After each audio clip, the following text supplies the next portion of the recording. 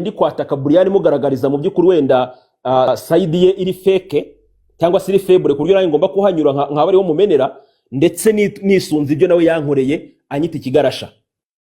Uwo muyobozi ikintu yashakaga ngo ngiye muha ibimenyetso bigaragaza ko DJ Brian yahawe icyangombwa cyo kurera abana ndetse ngo abo bana ngo akaba basambanya. Icyo dukeneye kumva Bosco, reka ikibazo nyamukuru ni ikihe, byagenze bite kugira ngo abantu ayo makimbirane yavuye ariko gutukana, noneho tugaruke tureba impamvu yagiye ubahonga.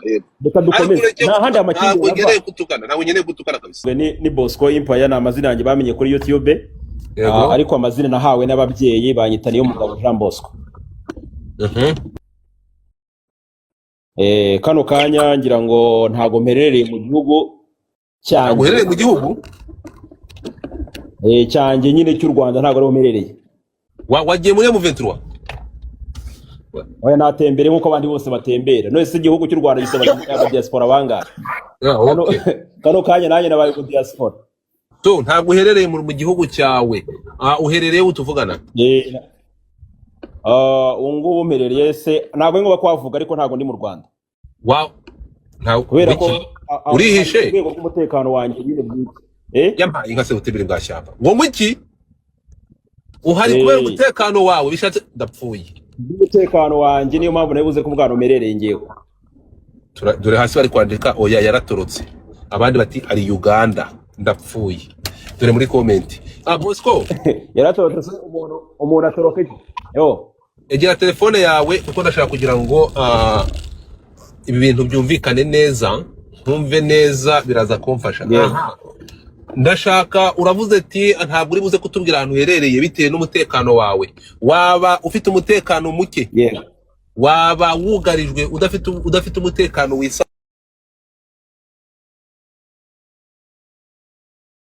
Bite imba n'imvano yo kugira ngo wisanga nk'uri tugiye gutangira umwaka ukajya kurangiriza umwaka mu gihugu kitari icyawe, bimeze bite, byagenze bite?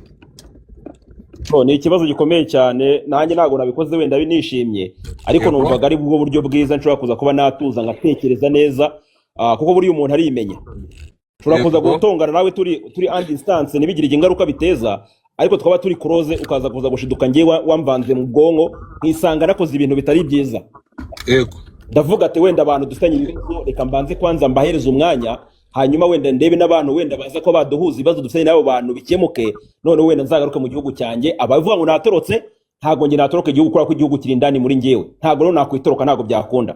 Abavuga ko wahunze igihugu, abangaba ntabwo wahunze igihugu. Ariko se nawe azahunga ndeye ko igihugu agihunga, wahungira igihugu se he? Kuko kandi ntago mfite ikibazo n'igihugu, gifite wenda n'umuntu umwe cyangwa se abantu babiri banzengereje. Aho bavuga ati nindamuka wenda nshatse kwirwanaho, turakuza gushiduka wenda nakoze n'ibigize ibyaha. Nshaka ko wenda nshyira a distance hagati yanjye nabo, nonze kuza kwenda kuba nababwira bari buze kuza ko banyumva. Abo bantu babiri bakuzengereje. Rero mbere ko twinjira mu nkuru no kugarizwa bikagera naho uva mu gihugu, dusobanurire ku bantu badukurikiye ikibazo ni ikihe, bimeze bite hano kucyangwa n'abantu benshi. YouTube agiye ku uploading ibintu ni menshi, urumva? Ubu turi kuvugana ntabwo uri kumva kuri TikTok, na connectinze no kuri X, kuri Twitter. So ndashaka kugira ngo ngutega amatwi twumve imva n'imvano yatumye wurira imodoka ugasohoka mu gihugu ni iyihe, byagenze ufite ikibazo. Mbere na mbere turaza kuza wenda kuba twabihera ku bintu bijyanye n'imbuga nkoranyambaga zo mu Rwanda. Kano kanya biragoranye kugira ngo nze kumenya inkuru ya nyayo n'itari ya nyayo. Ongera ijwi. Ndimo ndavuga ngo biragoye kugira ngo nze kumenya inkuru y'ukuri nakoze ku muntu cyangwa se inkuru itari y'ukuri, kuko ni inkuru y'ukuri igize ukuri hari igihe biza kurangira iteye nyirayo kubura amahwemo. Ukisanga ibyo bintu bigize icyaha. Ariyo mpamvu ushobora kuza kwibaza niba wenda gukora inkuru ari byo cyangwa se atari byo. Uri kubyumva? Ndetse rimwe na rimwe ugasanga abantu bari kubyuririraho, akaza akakubaga mana akagukoraho inkuru itabaho, ya nkuru y'ubugome bwa nyuma. ariko we wamusubiza woroheje akagenda akajya kwirizariza. Bafite ukuntu barira nyine bazi gutera abantu imbabazi, ariko barangiyewe burya niyo nababaye ntago nshobora kurira ngo marira nyabone, ahubwo nshobora kunarakara cyane, wanambona ukagira ngo ninjye mugome koko, ariko we akagenda nyine akagatinga nk'umuntu w'inzira karengane. Bafite ukuntu wagira ngo nibyo baminujemo muri segonderi cyangwa mu makaminuza. Yego uri kubyumva neza. Yego kano kanya abantu ndi kuvuga dufitanye ibibazo ni abantu babiri bigaragaje ku mbuga nkoranyambaga, harimo witwa DJ Brian utarabikoze rimwe cyangwa se kabiri, hakiyongeraho n'undi muntu mutipe mubi cyane ngiye ndwaye mu buryo bukomeye cyane, Burinda Habirene kaboko. So nukuvuga ngo kugeza aya masaha abantu bagutumye utoroka igihugu ukagenda ni umuntu bita DJ Brian na Irene Murinda Habi, niba nkumvishe neza? Ntago iyo mvugo turayigorora, ntago nge nigeze ntoroka igihugu cy'u Rwanda kubera ko igihugu ni njyewe, ni wowe nakutoroka ngo bikunde, ahubwo bivuga ngo ngiye mu rwego kugira ngo nze kuza gutekereza neza, nta bintu biri kumpungabanya. Kuko ndakora inkuru wenda ribita intwara, reka nze kwanza mbanze nshyiremo wenda distance hagati yanjye nabo, bize kumfasha kumubwiza ukuri yumve ahantu inkuru zanjye zishingiye. Ntago hagati yabo nta numwe nanga muri bo, ariko bo wangaragarije urwano ngano mu biganiro byanjye byabo bakora barabinyereka.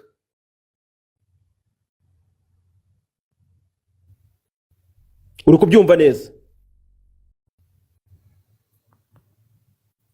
Byumva turakurikiye. Muri kubyumva neza?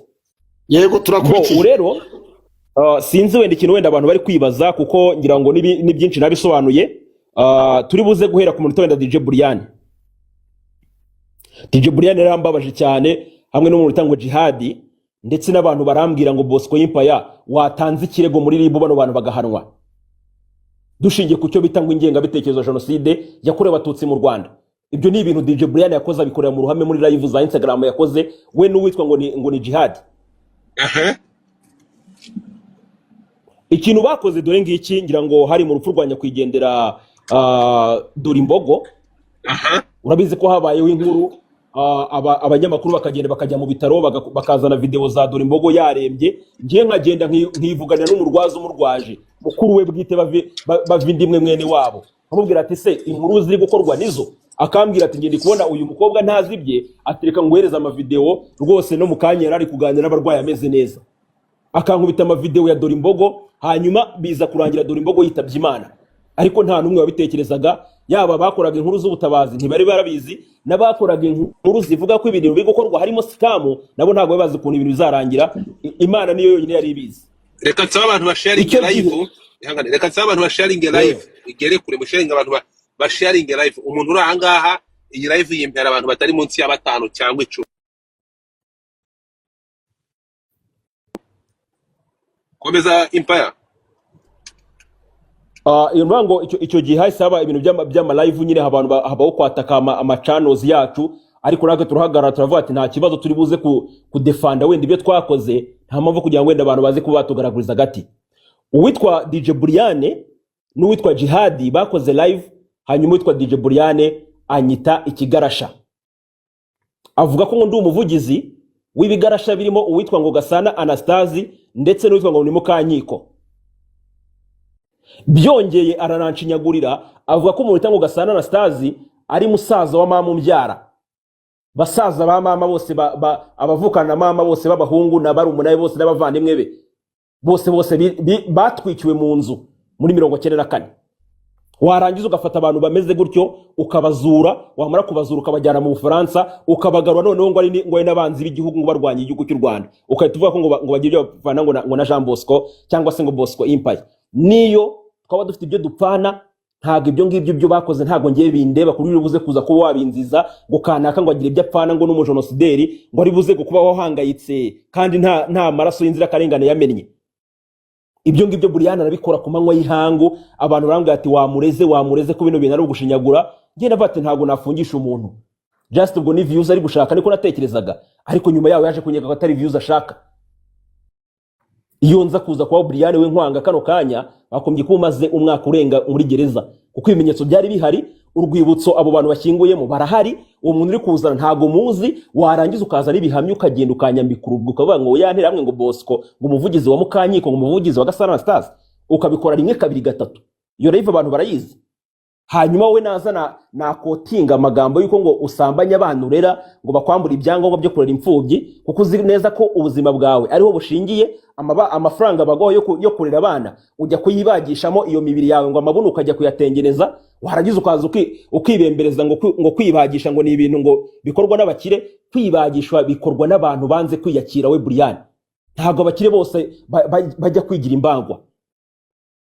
Hanyuma ibyo ngibyo byamara kuba ukaza kuza kundata ibintu ngo by'amagambo, ntabwo ngiye baruko nguko Brian, ntabwo aruko nkora. Ucire birarura, ntuvuge ngo wenda ngo ni mushyashya muri showbiz, ngo uvuge ngo uraza kumfata ngo unyicire kurwara nkuko mwabigenje ku bandi.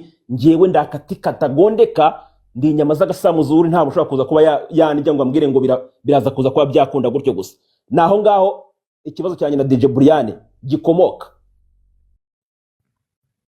Muri kunyumva neza? Turakumva. Iki cyaje kuza kuba cyantangaza nuko nanjye yaje kuza kuba akora ikiganiro kwa Kasuku, avuga yuko ngo ndi umurozi, ngo ndi umuntu umufitiye urwango, ngo ndetse ngo ndamutse ngize naho mubona mbishoboye ngo nanamwica, niko Brian yavuze. Ndangije ngo ikiganiro avuga ati Brian, uzi icyaha wankoreye. Abantu benshi cyane n'abayobozi bakomeye harimo n'abajyaga bampamagara ngo ati ibintu wavuze yuko umuryango wo kwa mama wawe wishwe muri jenoside nibyo, nabati nibyo, mugende mujye mu rwibutso ruri ahangaha mubwira abantu barucunga, muraza gusanga mu kwezi kwa gatanu abasigaye tujyana y'indabyo tukajya kwibuka, tukajya tugataha. Barambwira ati tanga ikirego. Nabati ntago Brian, ntago namurega, ingengabitekerezo kujya gufunga imyaka 25 cyangwa 20 nta kintu byamarira, ndapfusha ndabireka. Ndavuga ati ni showbiz, ubwo nawe yabuzeho wenda aho anyatakira mu bigarasha, nta kibazo nakomeza akora akazi ke. Ariko nza kuza gusanga yuko ibyo Brian yakoraga ntabwo ari showbiz, ahubwo ni urwango, ndetse yumva ko rugomba kuza kunsunikira mu kuzimu cyangwa se muri gereza. Ariko niba ari gereza anyifuriza Brian, nge biri buze kuba byaba bicyane, nanjye ndakuzira mu yindi shusho.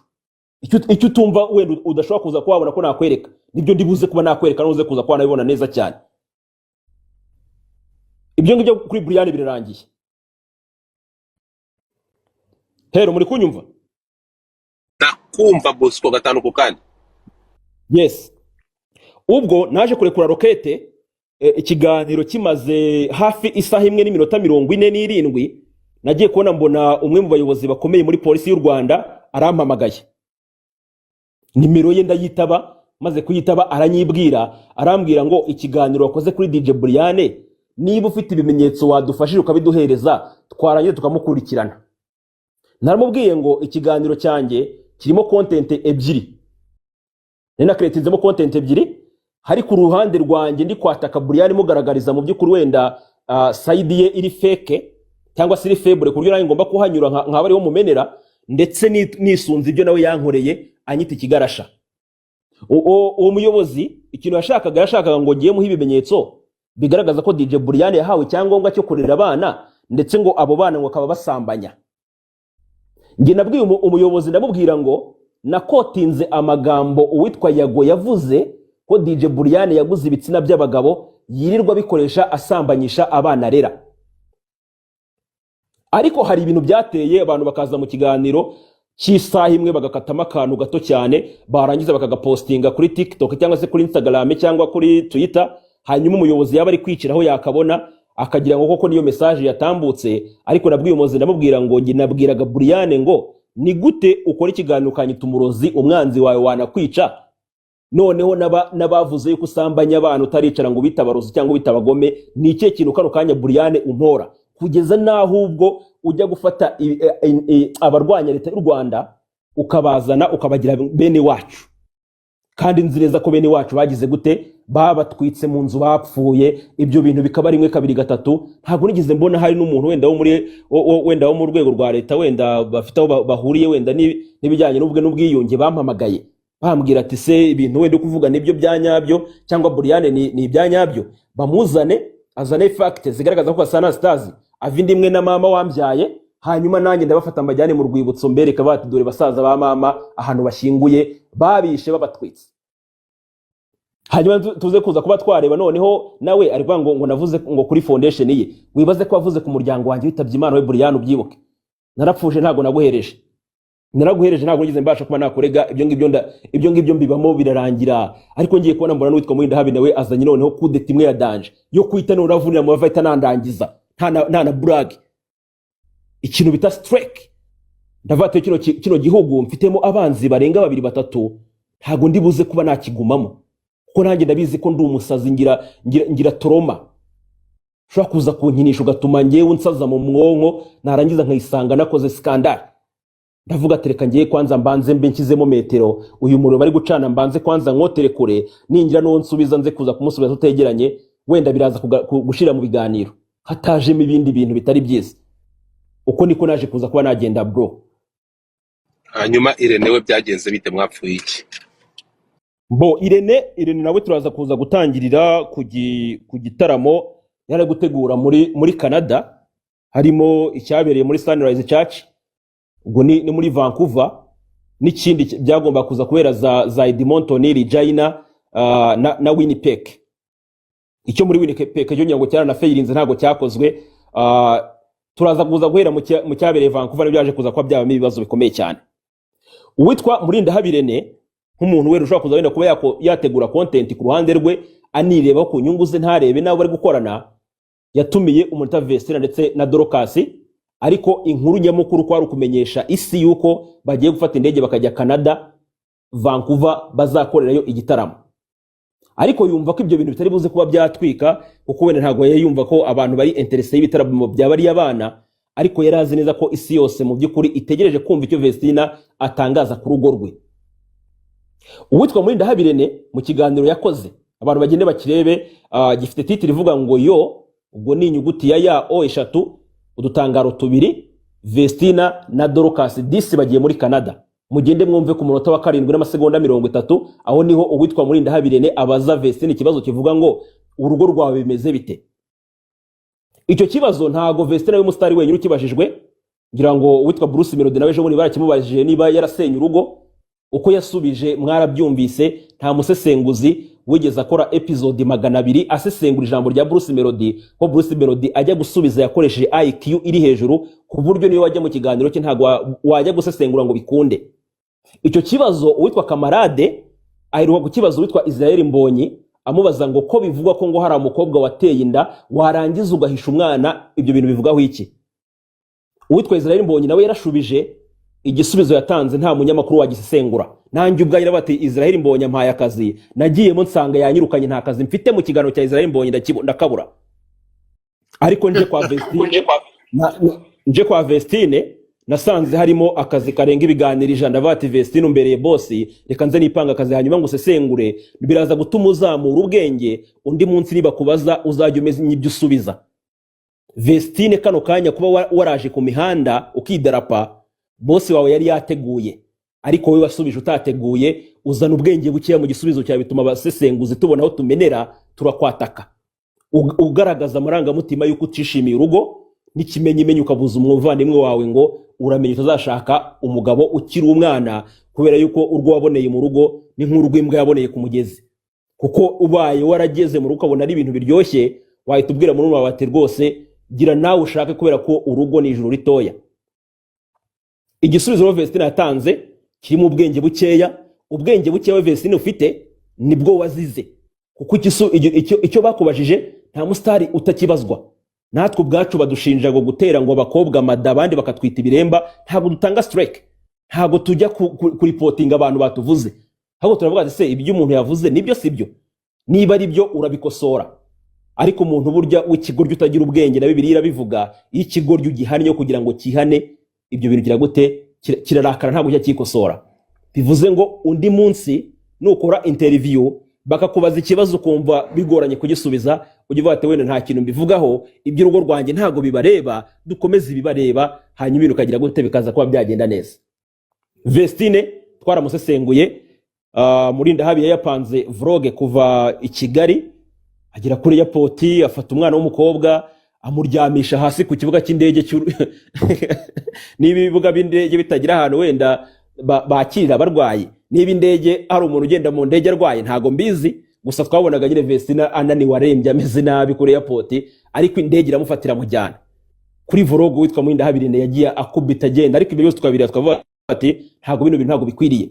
Mwinda habi yitaye kuri video ari gufata abana bikoreye ibintu by'ibivarisi nibo babyikoreye babijyana mu ndege kugeza naho hari umumama ari wambaye jogging ya green waje akabwira Irene ahagaze kuri escalier z'indege akavuga ati bari abana kuri kubaguvunisha. Irene abona gushyira kamera hasi aza kubateruza ibikapu kora akazi atitaye ku bana we icyo yitayeho niki just ku mafaranga. Ibi byose wabivuga akabona ukuri kwe kuri kujya hanze akavuga ati uyu muginga kugira ngo ikibazo cye agiceceke ngomba kumuzimya reka mukubita mastrike ngendeye kuba ngo yarakoresheje ngo amafoto yacu atabera uburenganzira ariko se amafoto y'abantu bose abantu bayakoresha murabazi. Ibaze nk'ubu ngubu nka Godfather aravuze avuga ati abantu ba uploadinga live zanjye reka mbici uzi umubare Godfather yahitana kuntu ngana kuki atabikora. Uwo Pasteur Claude mwise ngo ni Sebi Radio cyangwa ngo ni umugabo utagira agaciro. Uza abantu yazamuye ku imihanda kuntu bangana. Uzarebe uhere kuri Burungi Sabe ko Sebi Radio ceceka Sebi Radio ariko nubwo wenda Sebi Radio ariko ntago agira ubwenge bukiye nk'ubwa Emirene mu Karitasi ushaka gufata imbehe y'abantu akayubika. Uri kwibasira reka kwibasira none se kuri kumutuka uri gukora ibimutuka ikibazo uje kumutugira kwa Godfather. Wowe icyo dukeneye kumva Bosco reka ikibazo nyamukuru ni ikihe byagenze bite kugira ngo abantu ayo makimbirane yavuye ariko tukagutukana noneho tugaruke tureba impamvu yagiye ubahonga. Reka dukomeze nta handi amakimbirane kutukana nawe nyene gutukana kabisa.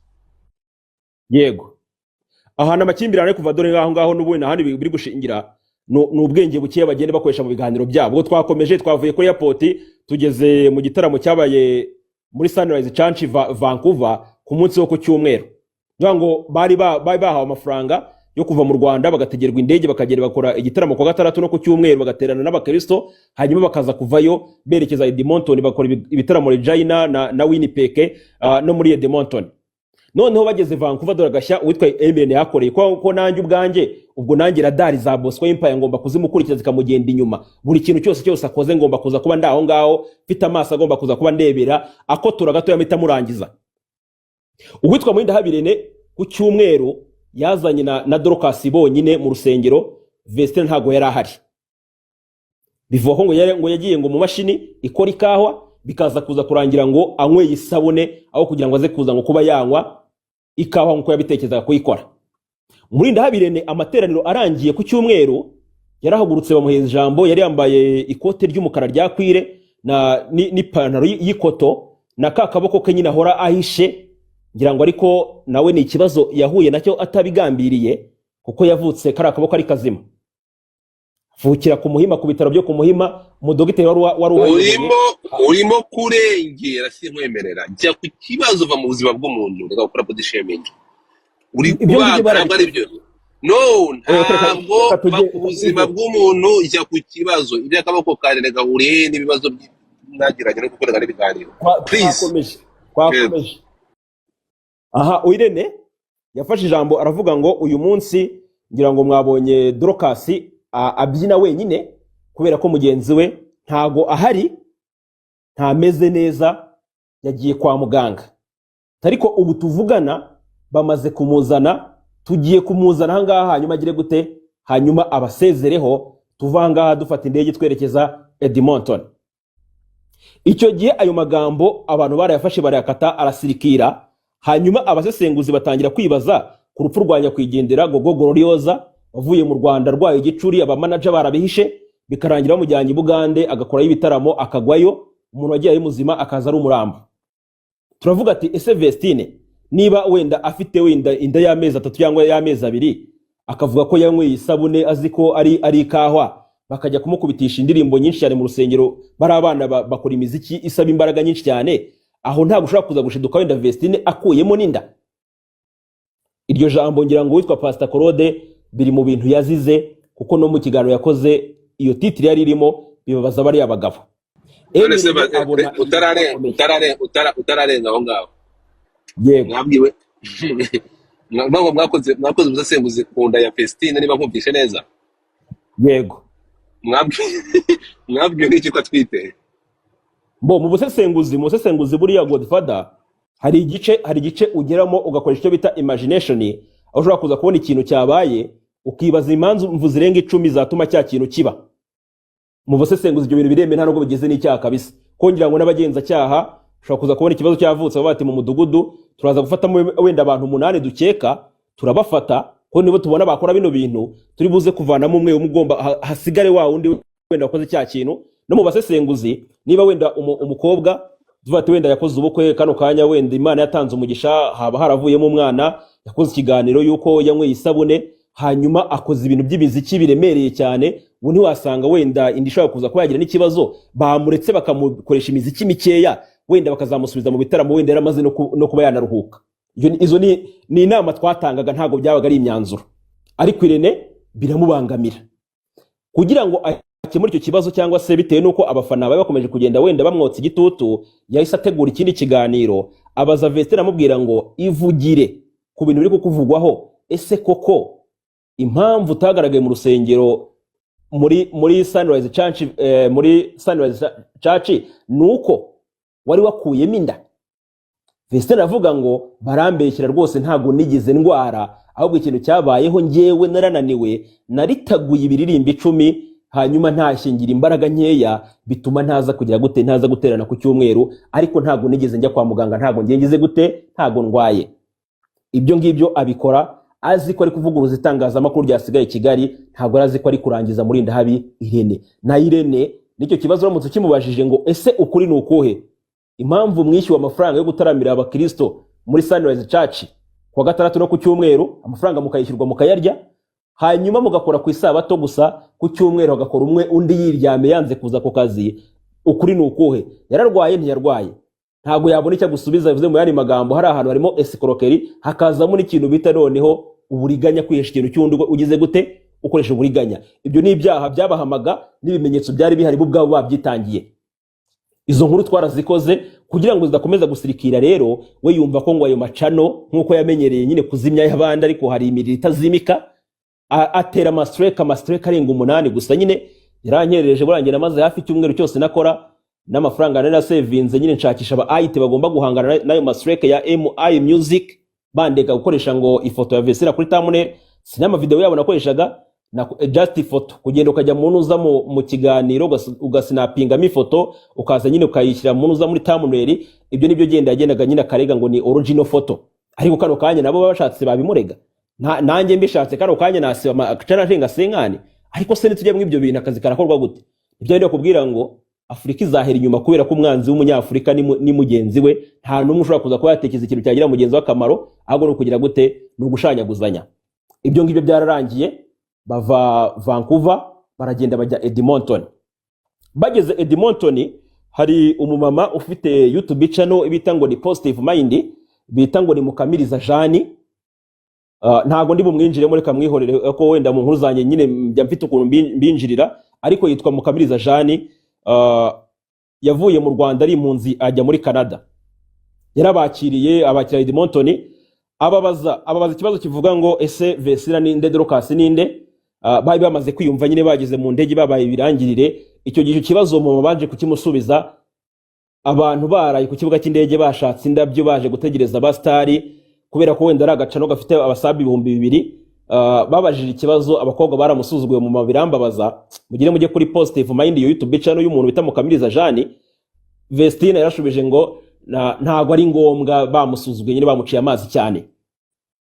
Bari gusoza interview yarabwiye ngo basi ni muturirimbire gatoya ku ndirimbo mu maziminsi musohoye. Baramubwiye ngo ntago turi buze kubaririmbira, ahubwo bashaka ko tubaririmbira bazaze mu gitaramo dufite muri Regina.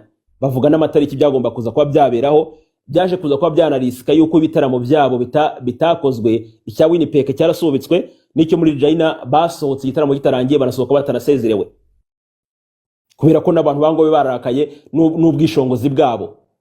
Biza kurangira rero bavuye aho ngaho n'umujinya wose, niba amafaranga batekerezaga kubona batarayabonye. Muri Ndahabi nyine aza nk'iyagatera, araza akora ikiganiro, agikora n'umuntu wita ngo ni Chita. Uyu Chita nawe iyo mugezeho nawe ntekereza ibintu byinshi, kubera ko ni umugabo ukunda kujya gufata abantu akajya kubagonganisha imitwe n'inzego.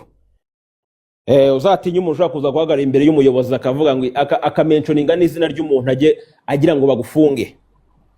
Uwo ninde? Ikiganiro baragikoze. Uravuga nde? Chita inshuti yo gufata umutwe akawuva umusatsi we. Urambara kuba muhibye nuko wamujije ariko uriya wambara perike. Chita tubwira ibyo ngo bimeze bite. Chita y'umutinde ngo bimeze bite ngo Chita ngo yagize ati. Chita afite ukuntu nyine aza kwenderanya kuba YouTubers bagenzi be. Nyine bafite ukuntu bo nta nubwo n'aba YouTubers niyo bakora introduction umva ko badashaka kuvuga uwo mwuga kuko wenda ngo abakora ku kazi n'imbobo n'inzererezi niko batwite. Uravuga Chita uyu nguyu agambaniye Sabe bakoranaga nawe. Uwo nguwo kabisa. Ngira ngo amaze iminsi nyine yigira inshuti ya Murindahabi Irene. Ari nabwo Irene yavuye Canada ageze i Kigali, Chita aramuhamagara araza bakwana ikiganiro. Azamukorera ibyo yakoreye Sabe. Uriya we ni Shayitani azamukorera ibyo yakoreye Sabe komeza. Natangiye kubikora. Natangiye kuko niba abantu wenda baraye ijoro bumva wenda ubugome yakoreye abantu ntago ndabugeraho ubugome Irene yakoze n'ubunyamaswa.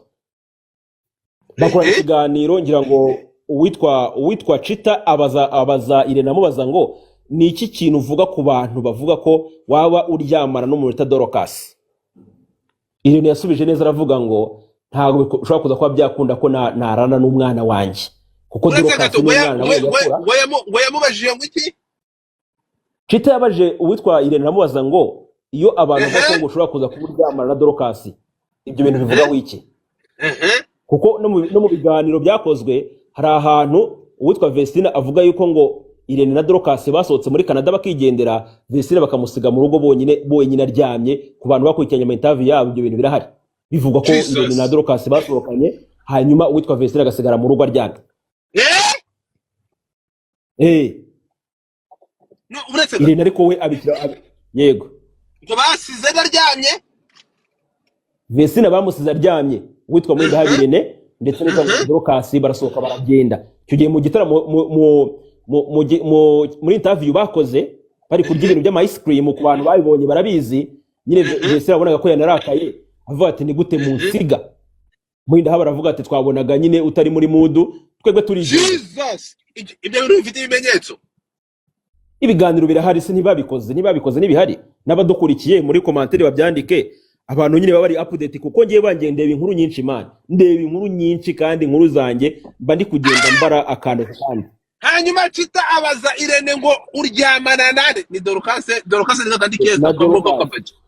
Dorcas yego ariko ariko Murindahabi Irene agira kiriya aravuga ngo ntago ngiyewe nshobora kuza kuba naryama n'umwana ngize gute n'umwana mbyaye. Aravuga nyine yanababaye cyane ko abantu bagize gute bamusesereje. Uwo niwe Chita bro. Uwo niwe Chita kubamba. Aramubaza ngo aravuga ko n'ibintu by'amasreke ameze nkaho ari we muntu ushobora kuza kuba yarabimusunikijemo cyane. Kumvaga ko nubundi akomeza kugenda baza kuri za nkuru nubundi yagiye yumva abantu bagira gute bagenda basesengura. Hari byo navuga ngiye nkumva ari n'ubwambere byumvisha ameze nkaho ashobora kuza kuba yagira gute ari kubihimba. Kugera naho ikiganiro kirangira Murindahabi yatanze icyo bita last warning cyangwa se ibintu bimeze nkaho wenda ari gasopo ya nyuma. Aravuga ngo abantu no gukora inkuru za Vestina na Dorcas murekire aho ngaho cyangwa se nimutarekera ndaza kubereka buryo ki mugomba kuza kwa mwagira gute mwacecekamo ikibazo cyanyu.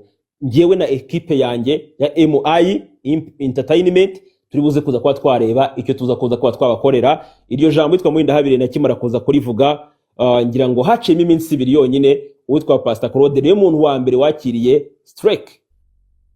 Umucancuro wakoraga ku kazi ari hari za Norvege ikarama niho umupeta atuye ndetse n'amafaranga we banze no kuyamwishyura.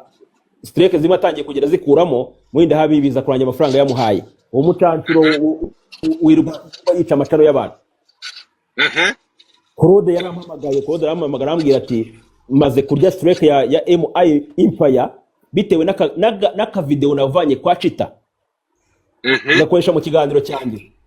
Claude ariko nawe sinzi kabisa mfite ibibazo na Chita yenda kajya muri channel yakajya kuramo akana gakira kuri channel yawe numva bari ibibazo ariko Irene ntabwo yari potinze Chita kandi Chita yahamije yuko Instagram yakozwe post yakozwe witwa Vestine ari kuregereta avuga ngo umugabo ngo nakundanye ngo nashakanye nawe ntago nari muzi yaranshutse arankoresha, undi mugabo nzongera gushaka nzitonda mumenye neza kandi mumenye n'umuryango we. Iyo poste impamvu Vestine yarayikoze mu musesenguzi yatekerezaga yuko abantu bamubwira ati Paul ihangane mama shenge, ariko ibyo ngibyo ntago babyitayeho, bamusamiye hejuru batangira kugira gute kumwataka bikomeye, posta yise bayikuraho, hahita hakorwa fake account byose uvuga ngo baduhakinze, ariko Chita yaravuze ngo ntago bano bantu babahakinze. Vestine ku giti cye niwe yandikiye ayo magambo yuko yarangizanyije n'uwitwa Idirisa mbibutsa ko ngewe twanavuganye iyo post ikimara gusohoka, aranyandikira arambwira ndamubaza ngo ibintu Vestine ari kuvuga nibyo. Idirisa umugabo wa Vestine Wedrawogo nambaze ndazifite, arangije arambwira ngo ntanazigwa nta kibazo kabisa. Nzikoze iki ngiye yarambwiye ngo ndi gutekereza ko ushaka kuza ko ari plank yo kuzamura aba followers be bo kuri Instagram, teko kugeza aya magingo nta kibazo na kimwe mu by'ukuri nshaka kuza ko mfitanye n'umudamu wanjye arabinyandikira, ndetse ngira ngo n'ikiganiro nakoze na iyo staff nyishyiramo, ariko noneho nacyo kiri mu bintu nyine kiri mu biganiro ngo byatewe strike, kuko nanashyizeho ngo ifoto ya Vestine. Iyo message ntabwo bigeze bashaka kutambuka, ariko niba wenda mu byagarutse kirimo, kuko ngi nakire strike zirenga 8, ariko ngira ngo hasigayemo nk'imwe nayo ishobora kuza kuba yanavamo anytime, kuko ishigajemo nk'iminsi nk'ibiri kugira ngo batanga ibimenyetso by'uko ibyo bandeze bifatika, niba tabitanga izavamo, hanyuma cano yanjye ikomeze kuza kuba ari nzima. Ariko nanjye byansize hanze baransahuye, baranyatatse bikomeye cyane, ndagenda sara ntumutwe. Noneho ibyo byose bimaze kurangira, nyine amaze kubona ko nta kindi kintu byatanga, ko amakuru mfite nuko bahuriye kuri ya hoteli iri hano yo kwa Rastar rwo ku Kinamba, n'umunyamategeko yari yahamagaje, hanyuma agiye mu biganiro asanga bo ubwabo bakoze amakosa, ko twe twakotingaga ibyo bavuze tubuza Emirene kuganiriza abana ku bijyanye n'ubuzima bwabo buri prive, ahubwo baganirize ku miziki. Ariko imiziki nabe baganirizaho Emirene arahomba, ntago abona amafaranga, ari amutipa akunda amafaranga mu buryo bukomeye cyane, akabona ko kubaganiriza kuri private life yabo ari byo bimuza kumutwikira. Twabisesengura bikagira gute, bikababaza bari y'abana, aho kugira ngo ahagarike iyo kintu akaza kukirenganyiriza abandi. Nuko nko kibazo cyanjye na muri babire cyagenze. Murabizi ko iyo channel ihawe strike 3 ihita iba terminated, ikintu umuntu aba yarahuye imyaka y'ubuzima bwe bwose, ikintu ababona ko ari bwo buzima. Wibaze nk'umuntu aramutse aje agafata wenda nka doktora yawe, ikubarira wenda nk'umuyobozi kano kanya wenda dukurikiye ahangaha, aho kano ka DR gatangira amazina yawe, urabizi ko nawe ari kurishisha, baramutse bagaciye cyangwa se bakajya muri database bakabisiba, umuntu yabakurangije imyaka yose wahoze uruha byose byabitaye agaciro. Ari impamvu ro kuza muri channel y'umuntu kabone iyo barakoze icyaha, channel ni ikintu wenda na Petit Frere yasigara akoresha, ko channel ntago igiba mbi, ahubwo ushobora kuza kuba nziza cyangwa ikaba mbi bitewe n'uyikoresha. Mu gihe nshobora kuza kuba nyemfite YouTube channel itunze umuryango, ushobora kuza kuba nayikoresha nabi ikaba mbi, ariko wenda nkajya kubihanirwa muri umuntu wawe cyangwa se mushiki wanjye nakaza wenda agashakiraho ibirayi. Ariko urafata umutungo w'umuntu ukawinjirira mu buryo budakurikira amategeko, ukaza kwihanira. Nibwo nyine nakoze ikiganiro kibwira uwitwa Murindahabirene kureka kwihanira yitwaje uwo ari we, uko ashobora kuza kwihanira ku muntu bikarangira aguteye umujinya, kandi burya ngo umujinya hari igihe ugira umujinya nyine ukiyanduza mu mapantaro, niko navuga. Myani magambo rero ngira ngo ibibazo mfite na Murindahabirene, ndetse akabona abandi bagende bahamagara nyine banantera n'ubwoba, tuvuga atari ku bundi ndi mu biki ko kwisari ari ngari ku Rwanda rwatanze uburenganzira ku munyarwanda kuba yakwinyagambura akagenda agatembera hano hose, wenda yashaka garuka waba no bantu wenda bahunze nkaba nigendeye, ko wenda hari nzacake nawe yashaka kunzana ugasanga nanjye wenda aneje skandal, ugasanga ngiye kuburana ibintu by'inuza ntazi iyo bivuye. Nuko naje kuza kuba nakwisohokera ndigendera. Niba nkumvishe neza Irene Murindahabi yagwaye dislike urahunga. DJ Brian mugirana ikibazo murashwa, uretse gato DJ Brian mugirana ibibazo uhitamo kubabisa. Ibyo bintu hari ibigize icyo bagukoreye, waba waritabaje inzego ukabarega kugaragaza ko bakubangamiye cyangwa baguhohotera? Bona uvuga ngo ahangaha kuntu twe tuba dushaka kwenda kwimakaza umuco Godfather, ntabwo ubundi twumva ko hari umu YouTubers wakombye kuba arega mugenzi we, ko turabizi ko YouTube idahemba rwose, nta nubwo n'izina G ritangiye izina ryawe ntago narivuga, ntago mfite umwanya wo kuza kuvuga iryo zina ngo Godfather ntari buze kugira icyo ngayininga. Bivuze ngo impamvu nyamukuru abantu bakora inkuru si ukubera urwangano cyangwa se kwibasira, just ni ukubera ko ari akazi nyine abantu baravuga barangiza bakentertaininga abantu bakabona amafaranga. Ariko tukajya abantu b'abasitari muri imihanda barangiza bakenteraininga abantu birebaho ubwabo ku giti cyabo, bakicara bagateka abantu bakababaga, agatumira umuntu akaza akakwicarira akakubaga, ariko we waza wamuvuga gatoya ngo ugomba guceceka ntukagire gute ntukavuge. Ibyo ntabwo ari byo tugomba kubirwanya. Niyo mpamvu ngewe ntabwo nari kuza kujya kurega umuntu wese ngo yamvuze, kikagize uza wenda akamfata amashati cyangwa ashaka wenda kunkubita. Ubu rero twagirana ikibazo ko umvuga ngiye ntekereza ko abagira gute abashaka ibiceri, nkuko nawe ari kubitekereza, nkuko wenda ko Roda ariko atekereza, ariko abandi bafite ibintu by'ubufura bikomeye cyane. Ariko niba badashaka ko tubavuga, twanabareka ko si za Kamara, twavuga n'abandi. Ushobora gufata Claude nkamukoramo episode amezi 5 agashira, mwataka nsubiza kandi amafaranga tukanayabona. Nge nawe gusa ngiye na Claude tushatse ikintu twagikora amezi 5 agashira, nta nundi wivanzemo. Ariko niba ukomoje ku muntu nyiri jazi ugasanga yabyimbye, ngenda kwanga mfana iki nawe ngiye. So no kuvuga ngo niba numvishe neza nta kindi kibazo ufite uretse aho mukora ibintu bimwe cyangwa aho mukora umwuga umwe mufite ibyo mutumvikaneho mu kazi kanyu, bakaguha dislike Brian mukajyana amakimbirane, nta kindi kibazo ufite. Yego nuvuga ngo ari n'ukuntu bajya bashakira wenda weakness mu bijyanye n'ingingo z'amategeko. Nk'ubu ngubu hari ikintu bita kubuza umuntu amahwemo Godfather, kubuza umuntu amahwemo cyangwa se gutangaza, ari ugutangaza igihuha. Noneho niyo watangaje ukuri, iyo uwo wakuvuzeho bituma bura amahwemo. Uri kubyumva?